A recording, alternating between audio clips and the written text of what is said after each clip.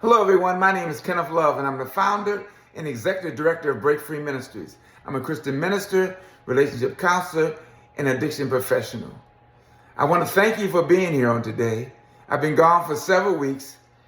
I'm thinking that I was being about my Father's business, which would be a good reason to be away. But who knows? God only knows. Our reflection for today is the less we concentrate on being more than we are, the more we are. And our scripture is taken from the Gospel according to John, chapter 3, verse 30. He must increase, but I must decrease. I've got part of my voicemail that says that God is large and in charge. In order for him to be large and in charge in my life, really, then I have to downsize. I have to be smaller, right? And that's the challenge.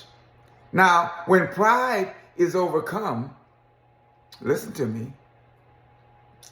When pride is overcome, the symptom that causes the separation from God is handled, so to speak. But it's not the root cause. The root cause is ego. Egoism is what gets in the way. Egoism is what causes pride and hate and violence and adultery and fornication and every evil thing that you can think about. And so when we're trying to live a different way, we've got to surrender our ego. Now, oftentimes we feel like if I lose my ego, I'm going to lose my identity.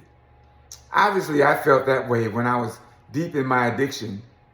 And I had several of my friends who would call me supreme or superior being.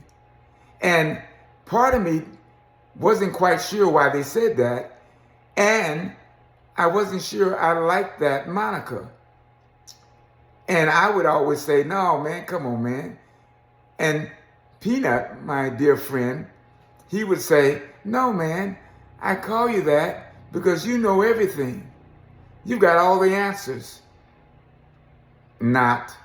And I remember my mother-in-law used to say, you got all the answers and don't even know the questions. So today, it's all about smalling myself. Today, it's all about humbling myself. It's about trying to be humility-focused rather than ego-driven. And I've got some paradoxes that actually come from God. It's we surrender to win. We give away in order to keep. Yes.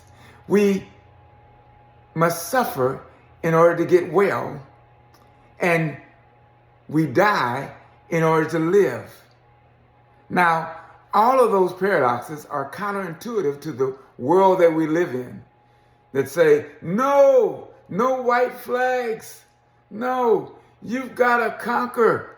You've got to do whatever you can do to get the upper hand. And God says just the opposite. And so it's a challenge to live this way. There's an acronym for joy. The J is for Jesus. The O is for others. And the Y is for yourself. Last. Me. See, the ego sings a song like this. Me, me, me, me, me. Or I, myself, and I, myself, I, self, and me. We call them isms. I, self, and me. In the recovery community, we're trying to think about others more than we think about ourselves. Now, there's a difference here. I'm not talking about thinking of less of ourselves. I'm talking about thinking about ourselves less. Imagine that. So today I've got a question or two for you.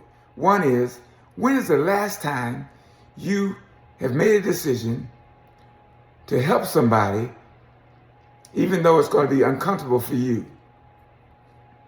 Question.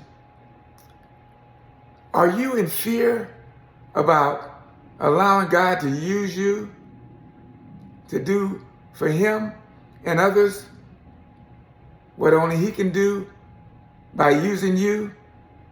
Question: is this the day that you're going to make a decision to humble yourself, small yourself, so that God can use you in a way like never before? I want you to ponder those questions, and I'll see you next time. And until then, be blessed.